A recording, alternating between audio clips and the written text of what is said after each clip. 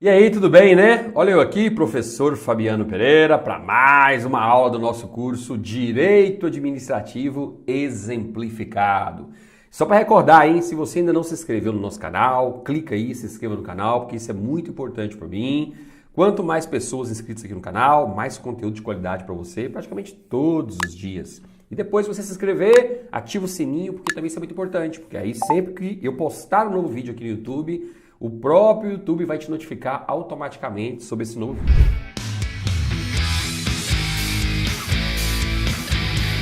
Como você sabe, nós estamos falando aqui sobre atos administrativos. Você já conheceu aí os principais conceitos, requisitos, atributos. Agora nós vamos dar um próximo passo, ou seja, a partir deste momento nós vamos falar sobre a classificação e as espécies de atos administrativos. Classificação e espécies de atos administrativos, que realmente são assuntos que as bancas adoram cobrar na hora da prova. Então vou pedir bastante atenção e concentração, porque eu quero que você pegue todos os detalhes, porque não dá para errar uma questãozinha dessa em prova e cai muito, muito mesmo. E, por incrível que pareça, esse é um dos temas que os alunos mais erram sobre atos administrativos. Então vamos bem no passo a passo para você entender etapa por etapa e não ficar de fora em nenhuma dessas informações, tá bom? Então vamos lá. Quando nós falamos em classificação dos atos administrativos, a primeira coisa que eu quero que você entenda é o seguinte: existem variadas classificações. Isso vai depender muito de qual é o livro que você está utilizando, de qual é o material, de qual é o autor. Por isso que não é muito interessante a gente pegar um livro específico para estudar para concurso. Por exemplo, vou estudar pelo livro de José dos Santos Carvalho Filho, porque aí ele coloca só o posicionamento dele e deixa o pau quebrar. Vou estudar pelo livro da Maria Silvia Zanella de Pietro. Mas o da Maria Silvia é o mais cobrado em prova. Pode até ser, mas as bancas costumam cobrar também entendimento de outros autores. Do Eli Lopes Meirelles, cobra também do José dos Santos Carvalho Filho, de vez em quando Celso Antônio Bandeira de Mello. Então, se você utiliza um livro específico, você acaba não tendo acesso a todas as informações que a banca pode cobrar. Então aí é que o material em PDF ele acaba sendo muito útil. Por quê? Porque o material em PDF, o que eu faço, por exemplo? Eu, Fabiano, eu vou lá e pego o posicionamento dos principais autores e coloco no PDF para você saber. E além disso, lógico, né? Eu apresento várias questões de prova. Olha como é que a banca, o CESP cobrou isso aqui, olha como é que a FCC cobrou isso aqui, olha como é que a FGV cobrou isso aqui. Então eu vou te apresentando ali o posicionamento de cada banca. Então, se você for fazer uma prova para o CESP, você já sabe que para o CESP o entendimento tem que ser X. Se você vai fazer uma prova para a FCC, tem que ser Y o entendimento. O assunto é o mesmo, mas as bancas cobram de forma diferente. Dureza, né? Mas fazer o quê? Essa é a realidade, não tem como a gente escapar disso, tá bom? Então vamos lá, vamos falar sobre essa classificação dos atos administrativos. Como eu disse, existem várias classificações diferentes. Peguei aqui as principais, aquelas que são realmente cobradas em prova, para você anotar aí. Primeira classificação é a seguinte: os atos administrativos, eles podem ser divididos ou classificados, né, em atos gerais ou individuais. O que é um ato geral? Ato geral, que também é chamado de ato regulamentar, é aquele que tem um caráter genérico, é aquele que tem um caráter abstrato, é aquele ato administrativo que não é editado para atingir uma determinada pessoa. Eu quero atingir essa pessoa aqui com esse ato administrativo. Não é esse o objetivo. Eu quero atingir esse imóvel aqui. Não é esse o objetivo. Por exemplo, um decreto de desapropriação. O prefeito acabou de editar um decreto de desapropriação que vai incidir sobre o imóvel X que fica na rua Nossa Senhora do Perpétuo Socorro, número 99. Tá vendo? Então esse não é um ato geral. Esse é um ato muito específico. Ele é um ato individual. Então, ato geral é aquele que é editado com o objetivo de normatizar, de regulamentar alguma situação. E aí todas as pessoas que se enquadrem naquela situação vão ser atingidas pelo ato, ou podem usufruir desse ato. Tudo bem. Mas o ato não foi editado para atingir uma pessoa específica. Por exemplo, hoje nós temos um decreto, que é o decreto 3.298/99. É o decreto que regulamenta quem é a pessoa com deficiência para fins de concurso. Então, quando esse decreto foi editado em 1999, O objetivo dele não foi dizer, Doquinha, você tem direito a essa vaga. Então, utilize esse decreto para possibilitar que Doquinha participe do concurso nas vagas para pessoa com deficiência. Não, cara. Não foi para favorecer Doquinha.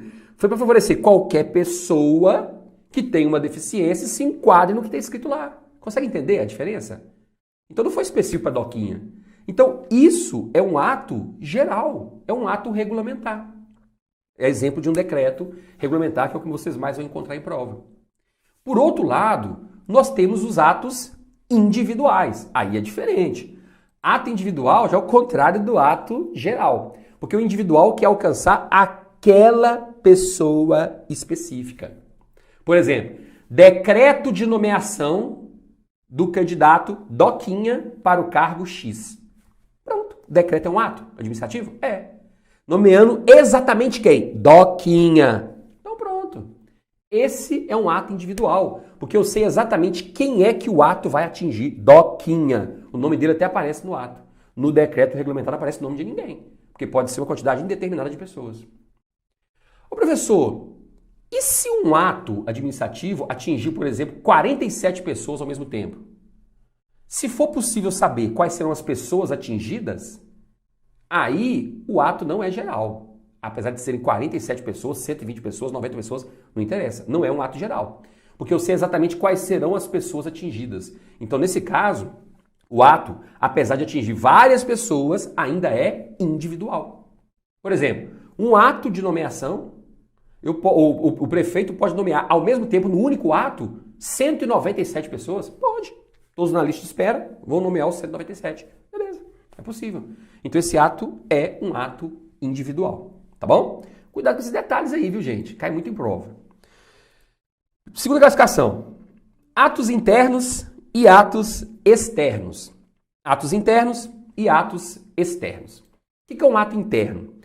Ato interno é aquele ato que vai ser editado para produzir efeitos apenas dentro da administração pública, no interior da administração pública. Por exemplo, eu sou um chefe na repartição que eu trabalho, e aí eu emito uma ordem de serviço. Fulano, faça isso, por meio de uma ordem de serviço. Cara, aquilo ali não precisa nem ser publicado no Diário Oficial. Por quê? Porque é uma coisa interna nossa ali. Pessoal, se tudo que a gente fizer internamente não tiver publicado no Diário Oficial, vai ser um caos, né? Então não precisa. Tá bom? Esse tipo de ato é um ato interno, só vai produzir efeitos ali dentro da administração para a coisa funcionar ali dentro.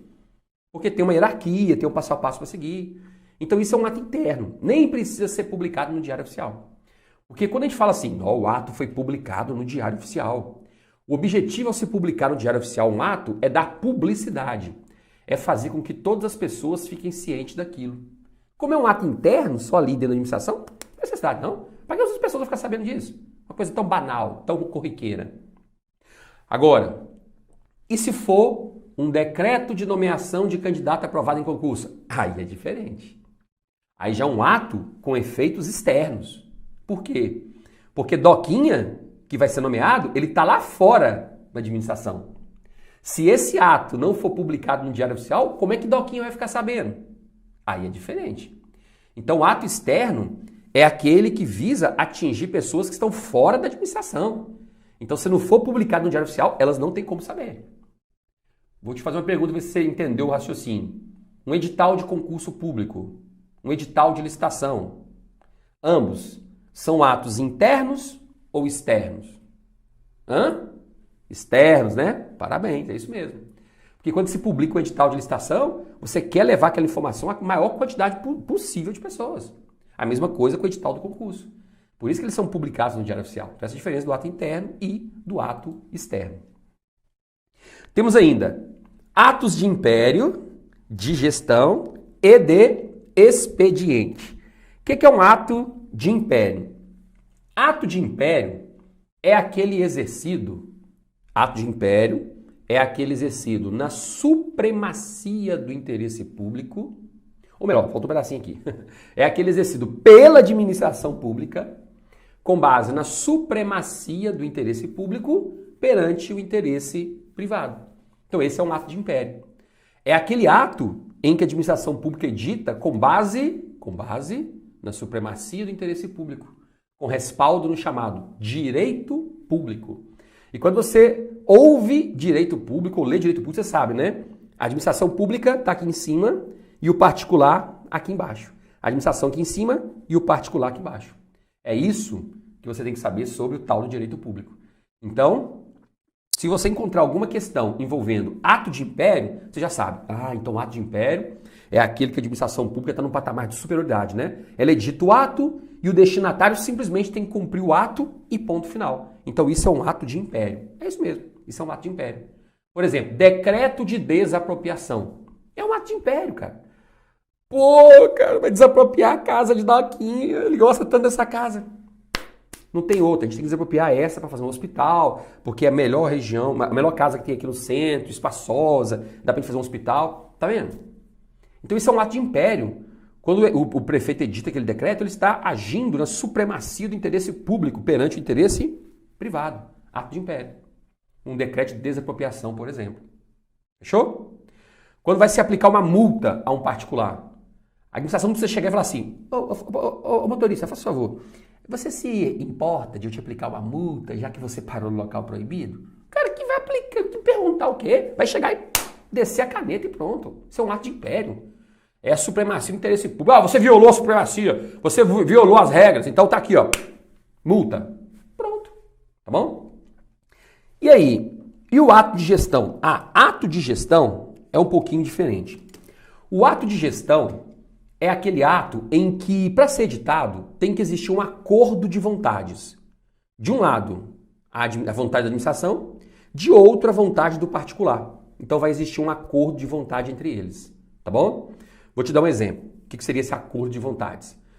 Eu tenho um terreno e eu quero construir nesse meu terreno.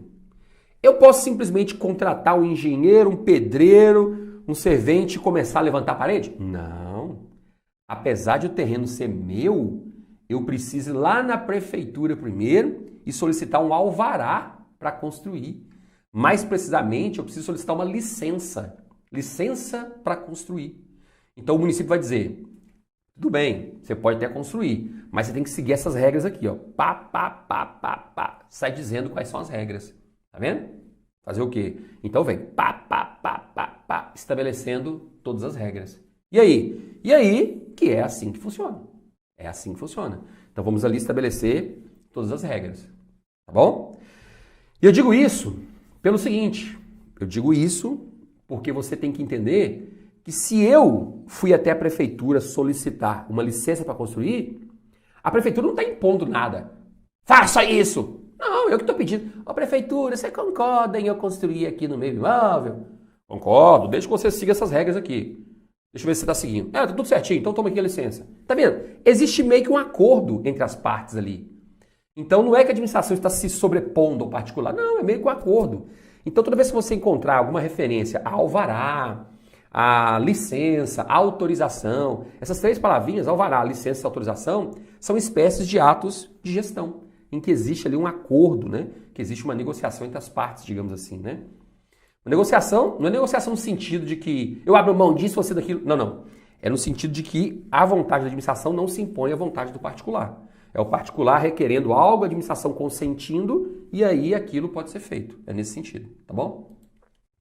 E ato de expediente, ou chamado de ato de mero expediente. O que é o ato de expediente ou ato de mero expediente?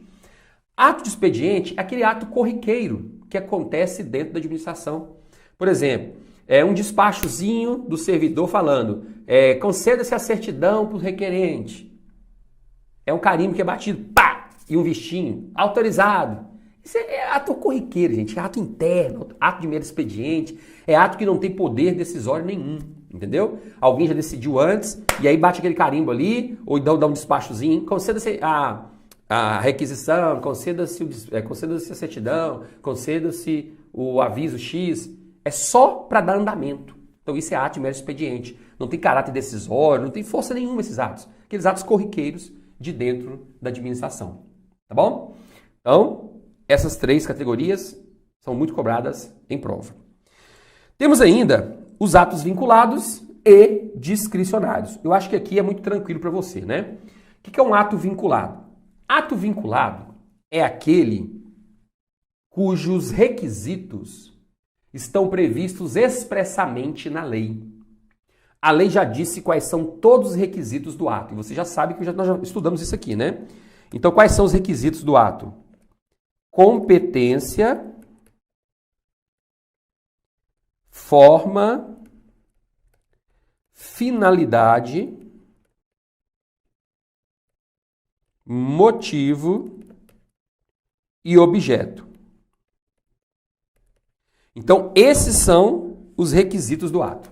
Então, quando a lei é que vai estabelecer quem pode editar o ato, qual vai ser o modelo do ato, se é a lei que vai dizer para que serve o ato, se é a lei que vai dizer qual foi o motivo, qual foi a razão de edição do ato, e se é a lei que vai dizer sobre o que é que vai recair aquele ato, então esse ato é vinculado, porque é a lei que estabeleceu todos os requisitos do ato. Então, para responder as questões de prova, lembre-se, tá? Se o ato é vinculado, é porque não há uma margem de decisão para o agente público. O agente público tem que simplesmente cumprir o que está na lei e ponto final. Ele não tem margem para decidir, eu vou fazer isso ou aquilo. Não, não é isso ou aquilo, não. Vai fazer isso aqui que está na lei, ó, e acabou. Você não tem margem nenhuma para falar, vou fazer isso amanhã. Não, a lei falou hoje. Você não tem margem nenhuma. É cumprir a lei e acabou. Por exemplo, concessão de aposentadoria compulsória aos 75 anos. Ato vinculado, cara. É ato vinculado. Por exemplo, eu sou o chefe do departamento de pessoal. Doquinha chegou agora no departamento pessoal dizendo: oi, Fabiano. Cara, amanhã eu completo 75 anos, cara. Tô aqui com o meu requerimento de aposentadoria obrigatória, aposentadoria compulsória. Eu que sou chegadaço do Doquinha, não posso falar: quieto, Doquinha, apesar dos seus 75 anos, você tá muito altivo. Você é uma potência. Não, continua estudando minha autarquia, continua trabalhando aí minha autarquia. Fica mais uns 3 anos. Não posso falar isso, cara. Não posso. Apesar de ser meu chegadão. Porque eu não tenho margem nenhuma para falar com ele. Espera mais um pouco. Não tem, cara. Amanhã ele completa 75, ele nem pode vir trabalhar amanhã mais. Acabou. Foi expulso. Expulso do serviço público. Acabou. 75 anos, E era 70. Passou para 75 tem pouco tempo. Tá bom? Então esse é um ato vinculado. Eu não tenho margem nenhuma para falar com ele. Espera mais um pouquinho. Trabalha mais uma semana. Não posso, cara. Amanhã você já não vem. Acabou. A lei que fala isso. Não sou eu. Esse é ato vinculado. Agora, no ato discricionário, aí é diferente. Porque no ato discricionário, gente, é o seguinte, ó. Vou até mudar a cor aqui, ó. No ato discricionário, os elementos competência, forma e finalidade, eles são vinculados, tá bom?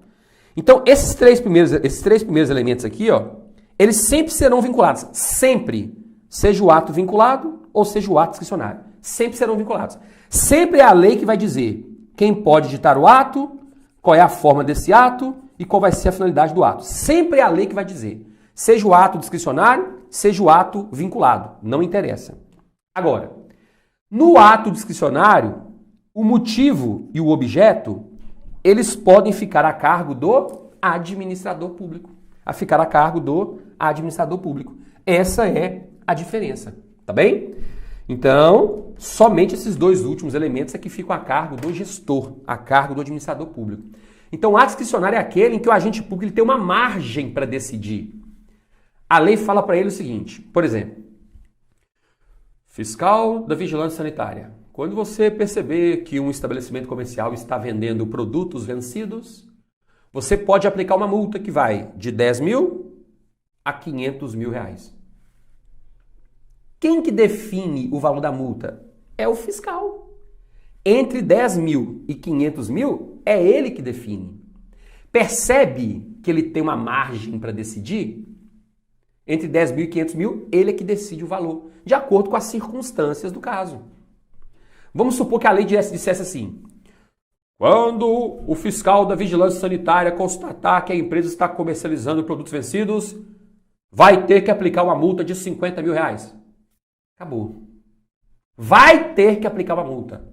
E qual é o valor? 50. Não tem margem nenhuma. Primeiro, tem que aplicar. E segundo, 50 mil. Não tem margem nenhuma. É do jeitinho que a lei falou. Ele não pode falar assim, vou aplicar de 10 mil. Não pode. É 50 mil exatamente. Não tem o que discutir. Não tem margem para se trabalhar aquilo. Não dá para flexibilizar. Tá vendo? Não tem margem. Não dá para flexibilizar. Esse é o detalhe. Entendido? Ficou claro? Então não dá para flexibilizar. Não tem margem nenhuma. Então é isso que eu quero deixar claro. É isso que eu quero que você entenda. Beleza? Tranquilo até aí? Então essa é a diferença do ato discricionário para o ato vinculado. E aí, eu quero que você também compreenda, talvez uma das classificações mais... Eu usei a palavrinha aqui, mas não vou nem usar não. Uma das classificações mais complicadas para concurso, porque aqui é cheio de exceção. Gente, olha só. Os atos administrativos também podem ser classificados em simples, complexos e compostos. Vamos lá. O que é um ato administrativo simples? Ato administrativo simples é aquele que depende de um único órgão ou um único agente público para ser editado. Simples. Simples, simples, simples. Decreto de nomeação do candidato aprovado em concurso público. A lei fala assim, compete ao prefeito nomear candidatos aprovados em concurso. Pronto. O prefeito vai lá, faz o decreto, assina e publica. Acabou. É só isso que precisa.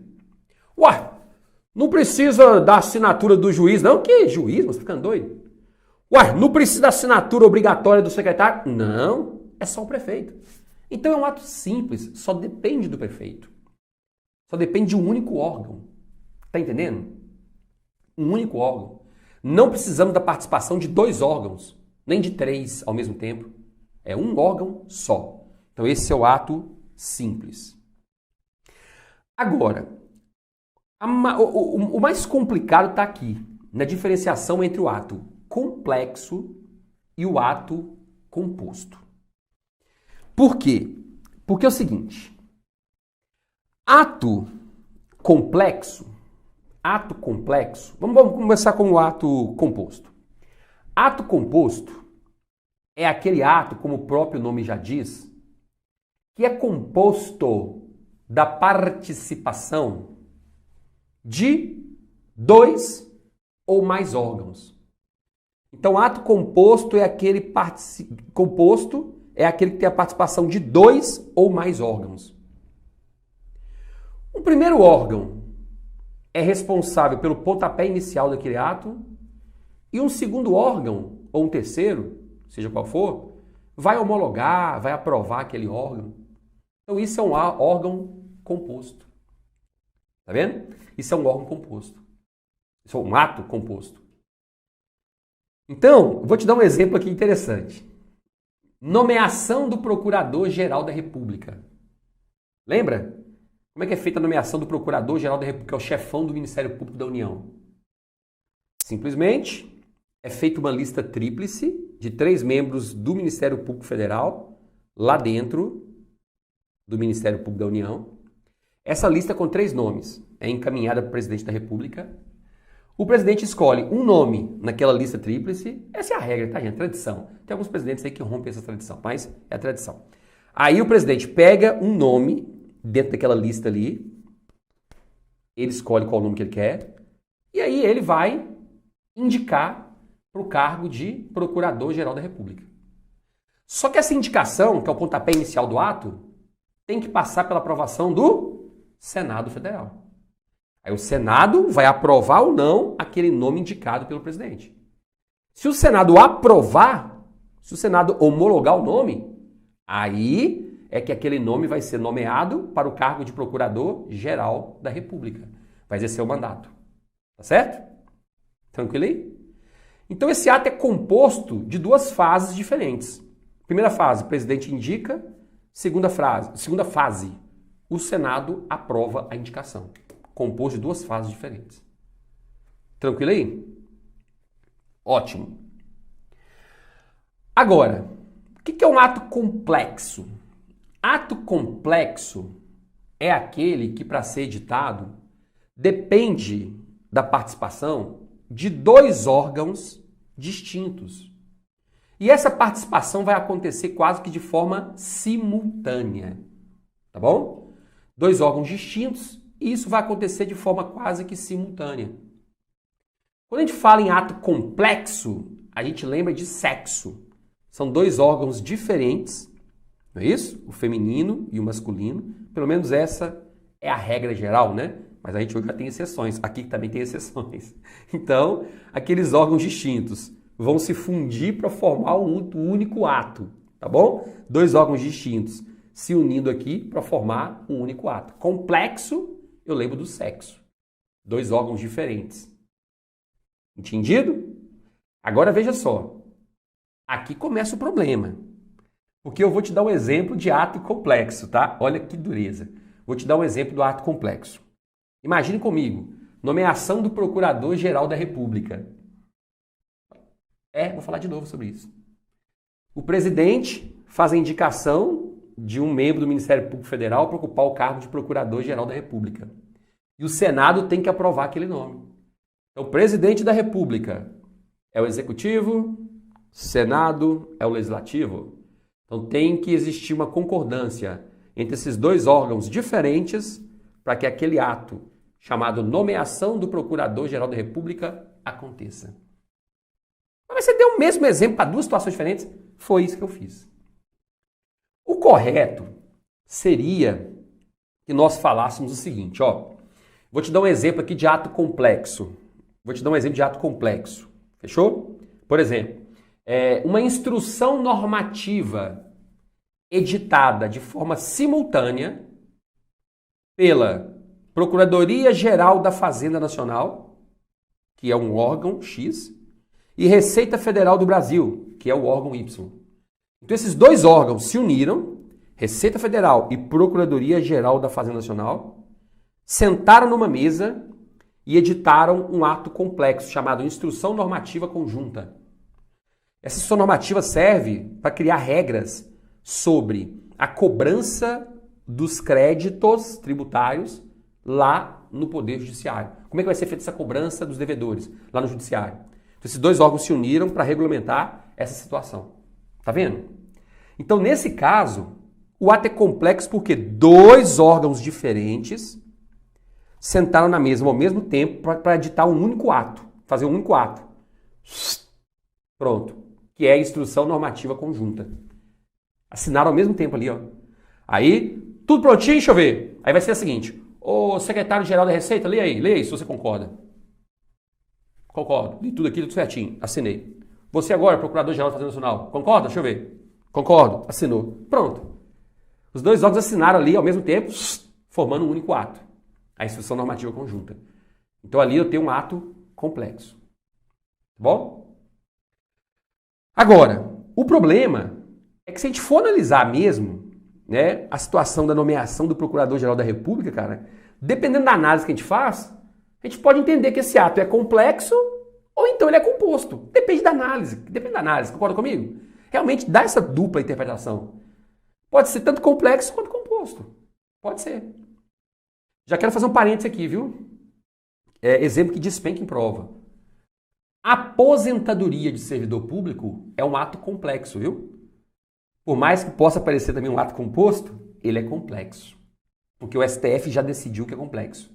Se o STF já decidiu que é complexo, a gente não discute. A gente marca em prova que é complexo. E acabou. A gente não discute. Mas eu sei que dá uma margenzinha pra gente entender que seria composto também. Por quê? Eu trabalho no TRE. Vamos supor que hoje o TRE tenha publicado no Diário Oficial o meu ato de aposentadoria. Publicou hoje.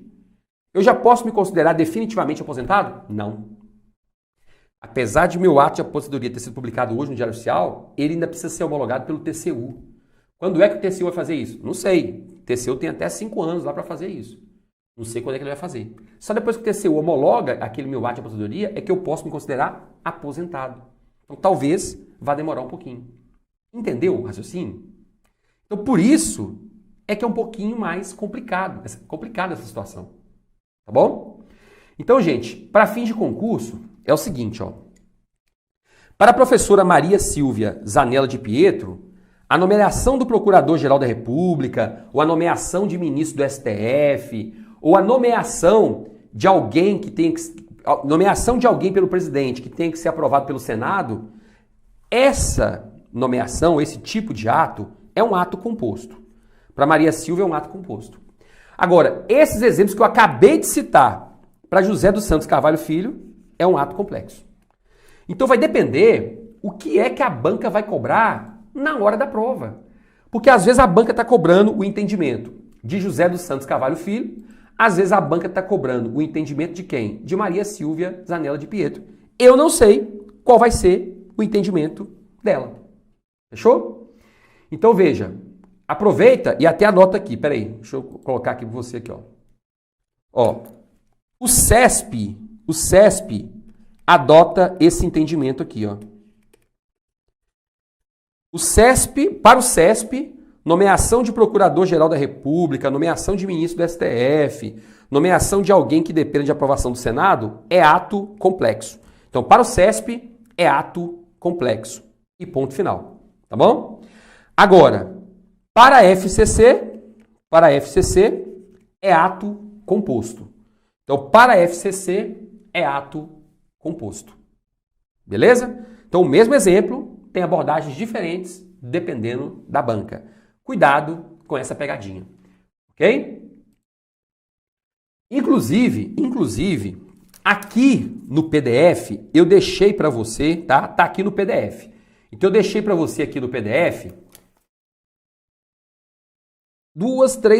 4 questões da banca CESP e da FCC mostrando como é que elas têm cobrado isso. Então, aqui embaixo tem um link, que é o link para você se matricular no curso Direito Administrativo Exemplificado. Porque aqui você está assistindo só as videoaulas. A videoaula é um resumo dos pontos mais importantes, né? O PDF está completaço. O PDF tem mais de 5.000 questões. O PDF tem um resumo ao final de cada aula. No PDF, está aqui embaixo na descrição do vídeo, ó, você vai encontrar também um mapa mental ao final de cada aula, para você fazer suas revisões. Está completaço, completaço. Aí lá eu expliquei passo a passo. Eu mostrei, ó como é que o CESP cobrou essa questão. Ó como é que a FCC cobrou essa. Olha essa outra, olha essa outra. E fui explicando. Então você que já está matriculado no curso de Direito Administrativo Exemplificado, faz o download aqui, tá bom? Ou vai lá na área do Hotmart, né, faz o seu download lá, pega o material e faz a comparação, para ficar mais claro. Eu coloquei vários exemplos, para você jamais errar uma questão dessa na hora da prova, tá bom? E se você ainda não se matriculou no curso, tá esperando o quê, cara? Aproveita que ainda tá com desconto especial. É só clicar aqui embaixo, ó, clica no link aqui, matricule-se agora. Qualquer dúvida que você tiver, pode mencionar lá dentro do curso, tá bom? Ó, além de tudo isso que nós já falamos, eu quero que você entenda também que os atos administrativos podem ser classificados em ato inválido, ato nulo e ato inexistente. O que é um ato inválido? Gente, ato inválido é o mesmo que ato ilegal. Então, ato inválido é aquele que contraria a lei. É ato ilegal. Às vezes, um ato é inválido, só que o probleminha, a falha que ele tem, é em um elemento do ato administrativo que permite a correção, que permite o que nós chamamos de convalidação. Se for possível corrigir o ato, então eu digo que o vício, que o problema do ato é sanável. Depois vamos falar sobre isso com mais calma. Então agora eu só quero que você guarde o seguinte, quando você encontrar essa palavra em prova, ato inválido, o ato é inválido, é porque o ato é ilegal. E quando o ato é ilegal, às vezes ele pode ser corrigido, pode ser convalidado, mesmo sendo ilegal. Vamos ver isso depois, tá bom? O que é o ato nulo? Gente, ato nulo também é um ato ilegal. É um ato que contraria a lei. Só que é um ato que não tem como corrigir, cara. Não tem como corrigir. Não tem. Não tem como corrigir. É um ato que você bateu o olho e falou, não, contrariou a lei. Contrariou a lei e não dá para corrigir, não. Não dá para convalidar. Já era. Esse ato não vai poder produzir efeitos. Nós vamos ter que declarar essa nulidade de forma retroativa, de forma ex tunc, T de tatu, ex tunc. Então o ato nulo é aquele ato ilegal também, assim como o inválido. Só que aqui não dá para corrigir. Não dá para corrigir o ato. É nulo e ponto final. Vamos ter que desfazer isso aí, já era. Tá bom? E tem o ato inexistente, cara. O que é um ato administrativo inexistente? Gente, é o seguinte. É aquilo que você bate o olho e você fala, engraçado, isso aí é um ato administrativo, é? Ah, aqui isso aí não existe, isso é uma brincadeira de criança, isso não existe não. Vou te dar um exemplo. Eu moro no norte de Minas Gerais, né? Teve uma época, isso já tem mais tempo, teve uma época um caboclo qualquer, e aqui assim, hoje melhorou bastante, mas até uns 10 anos era uma roça danada. Cidade grande, mas era uma roça danada. E aí, tem muitas regiões rurais aqui perto. E aí um cara qualquer, um cidadão qualquer, um Zé Mané, ele pegou um colete, sabe aqueles coletinhos que os fiscais usam? Escreveu assim, fiscal do Estado. Colocou no colete com um distintivo aqui na frente, atrás escreveu fiscal do Estado e começou a entrar naquelas vendinhas da zona rural, aquelas pequenininhas.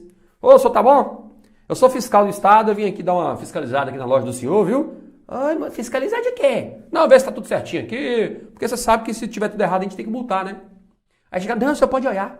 Meu senhor, como é que o senhor deixa essa geladeira aqui, velha, desse jeito? Meu senhor, esse queijo, o estado desse queijo aqui, tá quase estragado. Tá não, tá bom demais. Tá não, vou ter que aplicar uma multa no senhor. Mas como assim? Vou ter que aplicar uma multa de R$ 1.000. Se o senhor não quiser aplicar a multa aí, a gente conversa, me paga R$ 100 aí por fora, eu deixo aplicar a multa. Eu prefiro pagar os 100. Ô, gente, quem que é esse cara? É ninguém, velho. Aí às vezes o comerciante fala assim, não, pode aplicar a multa aí. Pode aplicar a multa aí. Eu não vou pagar nada, não. Aí ele pegava um pedaço de papel e aplicava a multa. Aplica uma multa de R$ 1.000 a esse cidadão aqui, porque... Gente, essa multa que ele aplicou é um ato que não existe no direito. É um ato inexistente. Porque não existe. Aquilo ali para a administração pública não vale nada. Não existe esse ato. É uma brincadeira de criança, mas de muito mau gosto. Não existe. É a mesma coisa que você falar assim, não, professor, não aguento mais estudar. Meu sonho é passar na Receita Federal. Eu pego um papel aqui, vem cá. Nomeio fulano de tal para ocupar o cargo de auditor fiscal. Tá lá, pode ir lá tomar posse. Cara, não existe isso. Isso é um ato inexistente. Eu não tenho competência nenhuma para fazer isso, né? Eu não sou nem servidor da Receita. Não tem jeito, isso aí não existe. Consegue entender o que é um ato inexistente? É nesse sentido, tá bom? E olha, a outra classificação é com relação ao ato perfeito, imperfeito, pendente ou consumado. Vamos lá. O que é um ato perfeito? Ato perfeito é aquele que cumpriu todas as etapas que são necessárias para a sua conclusão, para a sua edição. Esse é um ato perfeito. Vou dar um exemplo bem singelo mesmo.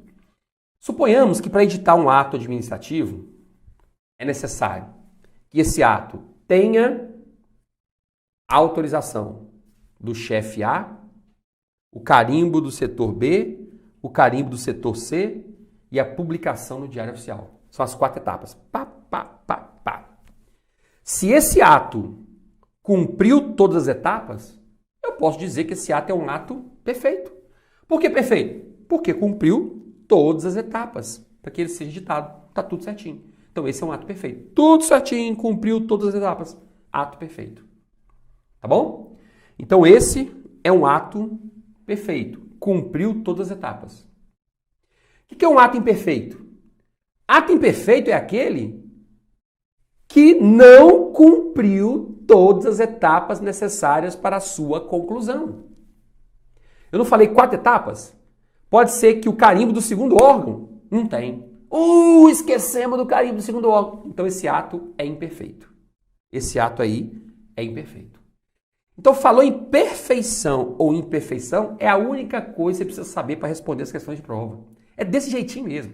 Bem simples. Simprão assim mesmo. Perfeito, cumpriu todas as etapas. Imperfeito, não cumpriu todas as etapas necessárias. Acabou. E o ato pendente, o que é? Ato pendente é aquele que aguarda algum acontecimento para que aquilo possa realmente ser executado, para que o ato possa ser editado. Então está pendente de alguma coisa acontecer para que o ato seja editado. Tá bom? Por exemplo, às vezes é publicado um ato administrativo dizendo o seguinte: assim que o Ministério da Economia publicar a autorização orçamentária para a realização do concurso, a comissão fica automaticamente criada.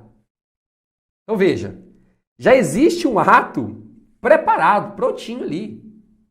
E aí, para que esse ato seja publicado e comece a produzir efeitos, ele só está aguardando, só está na pendência da autorização do Ministério da Economia liberar o dinheiro lá para que a comissão seja criada e o concurso comece a acontecer.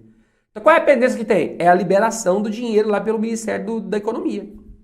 Quando for publicada a portaria do Ministério da Economia liberando os créditos orçamentários para a realização do concurso, aí automaticamente aquele ato é publicado. Criou-se a comissão. Tá vendo? Isso é um ato pendente. Então é um ato que até então a comissão não está criada, não. Até então já tem o ato prontinho, mas só vai ser criada a comissão depois que for liberado o dinheiro. E se o dinheiro não for liberado? Então não tem comissão de concurso. Entendeu? Está na pendência daquilo acontecer. Aconteceu? Automaticamente o ato é editado. Esse é o raciocínio. E por último, nós temos o ato consumado, que também é chamado de ato exaurido. O que é um ato consumado, também chamado de ato exaurido? Ato consumado ou exaurido é aquele que já produziu todos os seus efeitos. É aquele que já se consumou. A gente não tem nem como mexer nele mais. Vou te dar um exemplo. Quando o servidor sai de férias, existe a possibilidade de a chefia do servidor revogar as férias dele. Ele está sabendo. Eu acho que não é comum acontecer, né? Mas se precisar, pode revogar. Ô, fulano, eu sei que você tirou 30 dias de férias, só temos 10 dias, mas eu preciso de você voltar ao trabalho, cara. Quando isso é uma tragédia aqui, você tem que voltar ao trabalho para ajudar a gente. É possível. É possível sim. Agora, vamos supor que eu tirei 30 dias de férias. Aí no meu último dia de férias, o chefe liga. Fabiano, você vai ter que... Vou revogar suas férias, cara. Você tem que voltar aqui e trabalhar rapidinho. Nós estamos precisando de você demais, não sei o quê. Ô, chefe, não precisa revogar minhas férias não, infeliz. As minhas férias já acabam hoje. Ou seja, se você revogar minhas férias hoje, eu volto amanhã de qualquer jeito. Se você não revogar, eu volto amanhã de qualquer jeito. Porque o ato já se consumou. Hoje, o ato se completa na íntegra. Porque hoje é o 30º dia das minhas férias. Não precisa revogar, não. Amanhã eu já volto ao trabalho de qualquer jeito. Revogando ou não revogando. Então não tem nem como revogar. Por que não tem como revogar? Porque hoje o ato já concluiu todos os seus efeitos. Amanhã a gente não tem como mexer nesse ato mais. Porque o Fabiano já voltou. Férias é passado. O Fabiano já voltou, já gozou as férias. Não tem o que fazer mais. Então o ato consumado é aquele que já produziu todos os seus efeitos. Na prática, no caso em concreto. Tá bom? Isso é o ato consumado. E aí, nós fechamos a classificação dos atos administrativos. Deixando bem claro. Quando eu falo aqui em classificação, eu estou trazendo para você, nesse momento aqui, os pontos mais importantes, tá bom? Mais importantes. Por quê? Porque existem outras classificações, dependendo do livro que você vai utilizar, do autor que você vai focar, né? Dependendo da banca. Aqui são aquelas assim que a gente vê em 90% das provas de concurso ou mais. Então essas aqui realmente são as mais importantes. Ah, professor, esse negócio para estudar para concurso é complexo, né? Ave Maria, difícil demais, isso aqui. Não é nada, pode ficar tranquilo, não é difícil não. O que eu te peço aqui é muita atenção, o que eu te peço é resolver muitas questões, o que eu te peço é para você ter um bom planejamento em mãos. Inclusive, não sei se é do seu conhecimento, mas eu tenho uma mentoria, viu? Eu tenho uma mentoria em que eu acompanho pessoalmente candidatos que se preparam para concursos públicos. E se você tem interesse em ter o meu acompanhamento para te fazer chegar aos 90% de acertos em 4 meses, eu vou deixar aqui na descrição do vídeo o link para você clicar e conhecer um pouquinho mais sobre a minha mentoria. Então na mentoria, você sabe qual vai ser a sua única função? Sentar e estudar. Então a sua única função na mentoria vai ser sentar e estudar. Por quê? Porque todo o restante é comigo. Eu é que vou elaborar o seu planejamento de estudos, eu que vou dizer qual vai ser o material didático que você vai utilizar, quando é que você vai fazer revisões, quando é que você vai resolver questões. Cara, a sua vida vai ficar muito mais fácil. É só sentar e estudar. Todo planejamento vai ser comigo. E eu vou acompanhar, porque a gente tem uma plataforma de acompanhamento e todas as questões que você resolver por dia, você vai lançar na plataforma. Então, eu vou ter um raio-x ali do seu dia a dia de estudos. Tempo que você estudou, questões que você resolveu, quais são os tópicos que você está com mais dificuldade em cada disciplina. É uma preparação completaça. Então, se tiver alguma dúvida, quiser ter acesso às informações, estão aqui na descrição do vídeo. E além disso tudo, agora nós vamos falar sobre as espécies de atos administrativos, que também, né, vira e mexe, nós vamos encontrar em provas de concurso. Espécies de atos administrativos. Aqui é bem simples, tá? Primeiro, os atos administrativos, eles podem ser considerados, por exemplo, atos normativos. E o que são atos normativos? Atos normativos, na verdade, a gente até falou sobre eles. Atos normativos são aqueles que possuem caráter geral e abstrato. Então, atos normativos são aqueles que possuem caráter geral e abstrato. São aqueles que, na prática, não são editados para alcançar uma situação específica, tá bom? Então, esses são os atos normativos. Lembra que eu falei de atos gerais lá atrás? Eu expliquei atos gerais? Pois bem, os atos normativos nada mais são do que os atos gerais. São aqueles que têm efeitos gerais. Então, esses atos normativos, eles alcançam uma quantidade indeterminada de pessoas. Como é o caso dos decretos regulamentares. Eu não sei quantas pessoas serão atingidas por um decreto regulamentar. Lembra aquele exemplo que eu dei? Decreto 3.298/99, que disciplina quem é a pessoa com deficiência para fins de concurso público. Olha aí. Esse é um ato normativo. É um ato geral. É um ato regulamentar. São expressões sinônimas aqui. Então você pode colocar esse decreto 3.298/99, que é um decreto regulamentar, como exemplo de ato normativo. Então o ato normativo ele é geral, ele é abstrato, ele é muito parecido com a lei em si. É muito parecido com a lei. Tá bom? Além dos atos normativos, nós temos ainda os atos ordinatórios. O que são atos ordinatórios? Bem, atos ordinatórios são aqueles de efeitos internos, que não obrigam os particulares em geral. Então, esses são os atos ordinatórios. São aqueles que ordinariamente acontecem lá no interior da administração. Esses atos ordinatórios são atos corriqueiros da administração. E justamente por isso eles são inferiores à lei, tá bom? Inferiores à lei. Em nenhum momento eles podem contrariar a lei. Aqui eu posso citar as portarias, as circulares, as ordens de serviços, entre outros, tá? Então esses são os atos ordinatórios, aqueles atos internos que acontecem dentro da administração pública, atos corriqueiros, atos administrativos internos, tá bom? Beleza aí? Além dos atos ordinatórios, nós temos aqui, por exemplo, os atos negociais. Atos negociais são aqueles nos quais ocorre uma coincidência de interesses entre particulares e administração. Então aqui acontece uma coincidência de interesses do particular e da administração. Ato negocial. Coincidência de interesse é porque, gente, aqui a administração não vai agir necessariamente com base na supremacia do interesse público perante o interesse privado. Não vai. Quando a administração aplica uma multa, por exemplo, quando ela aplica uma multa, avançou o sinal, pá! Ela não pergunta para o particular se ele concorda ou não concorda com a multa, se a multa é justa ou injusta. Aplicou e acabou. Nos atos negociais é diferente. É diferente. Por quê? Porque nos atos negociais há uma conjugação de interesses. Eu até citei um exemplo mais cedo. Eu, Fabiano, tenho um terreno. Eu quero construir esse terreno. Eu tenho que ir até a administração e solicitar uma licença para eu poder construir no terreno. Então eu chego, prefeitura, você me concede uma licença para construir no meu terreno? Se o senhor cumprir esses requisitos da lei, eu concedo. Deixa eu ver. Eu cumpro sim, tá aqui a documentação. Pá. Tudo certinho. Tá vendo? Então não é que a administração falou assim, você tem que construir no seu terreno. Não, eu que fui lá pedir e ela concordou.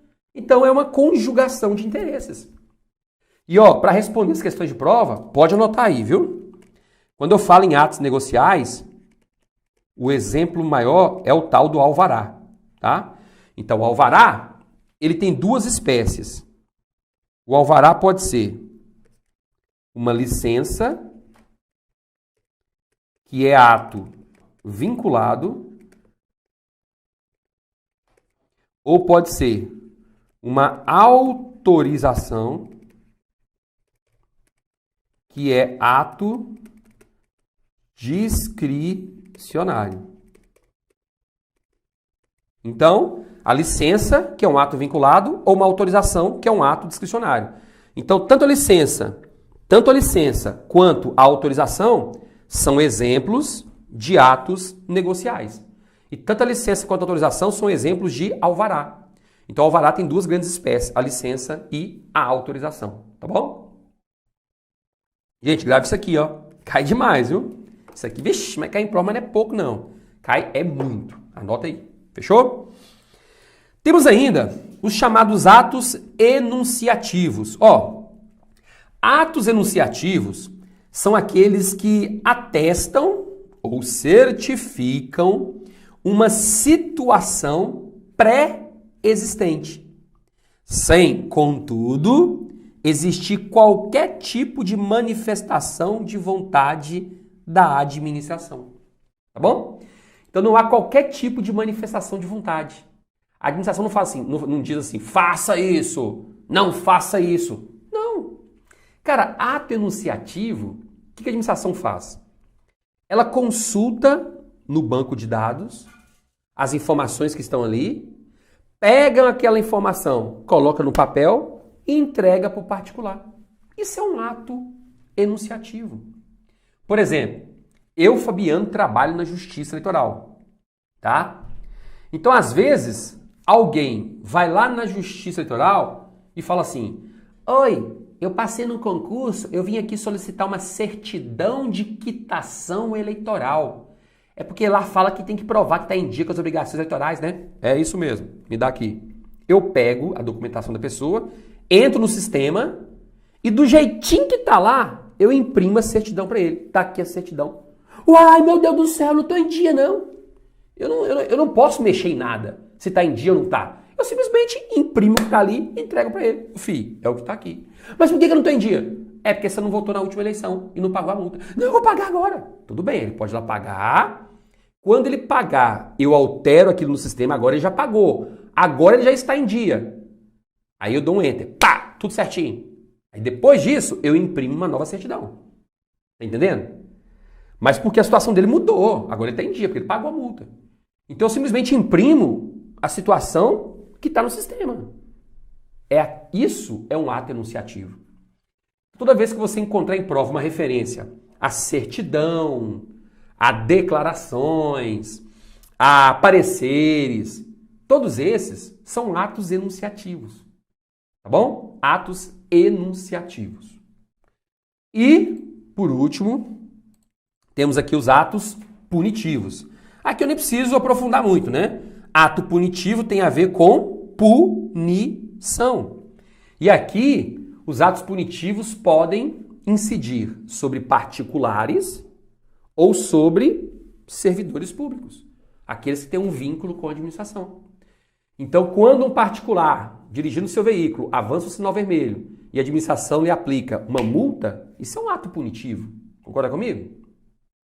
Quando o servidor público, ele leva um processo, trabalha no tribunal, por exemplo, leva um processo para casa, sem autorização da chefia, e no outro dia ele chega e fala, oi chefe, terminei o processo.